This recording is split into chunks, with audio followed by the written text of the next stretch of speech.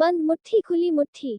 Friends, इस post में हम फिजूल खर्ची पर कहानी बंद मुट्ठी खुली मुट्ठी हिंदी कहानी शेयर कर रहे हैं।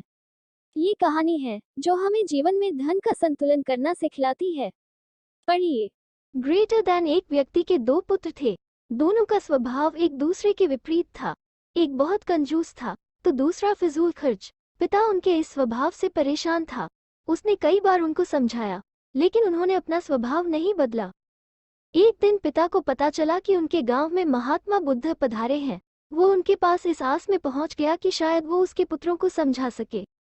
महात्मा बुद्ध को उसने पूरी बात बताई, जिसे सुनकर बुद्ध ने कहा, अपने पुत्रों को कल मेरे पास लेकर आना, मैं उनसे बात करूंगा।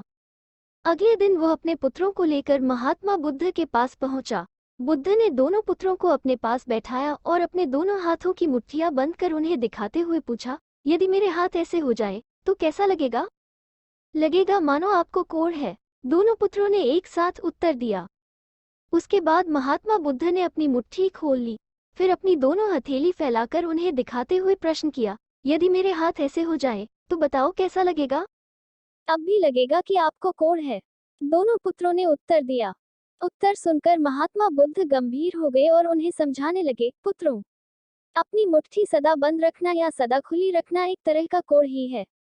यदि मुट्ठी सदा बंद रखोगे तो धनवान होते हुए भी निर्धन ही रहोगे, और यदि अपनी मुट्ठी सदा खुली रखोगे तो फिर चाहे कितने भी धनवान क्यों ना हो, निर्धन होते देर नहीं लगेगी। इसलिए कभी अपनी मुट्ठी बंद रखो, कभी खुली। इस तरह से जीवन का संतुलन बना रहेगा। पुत्रों को महात्मा बुद्ध की बात समझ में आ गई और उन्होंने निश्चय किया कि संतुलन बनाकर ही अपना धन खर्च करेंगे। सीख, जीवन में धन का बहुत महत्व है। उसका खर्च सोच समझकर करना चाहिए। अधिक कंजूसी भी ठीक नहीं और अधिक फिजूल खर्ची भी ठीक नहीं। दोनों ही दरिद्रता का संकेत हैं। एक धन होते हुए भी दरिद्रता और एक धन चले जाने की दरिद्रता। अतः ऐसे खर्च करें कि धन का संतुलन बना रहे। फ्रेंड्स, आपको स्टोरी कैसी लगी? आप अपने कमेंट्स के द्वारा हमें अवश्य बताएं। ये हिंदी स्टोरी पसंद आने पर लाइक और शेयर करें। ऐसी ही और स्टोरी पढ़ने के लिए हमें सब्सक्राइब कर लें। थैंक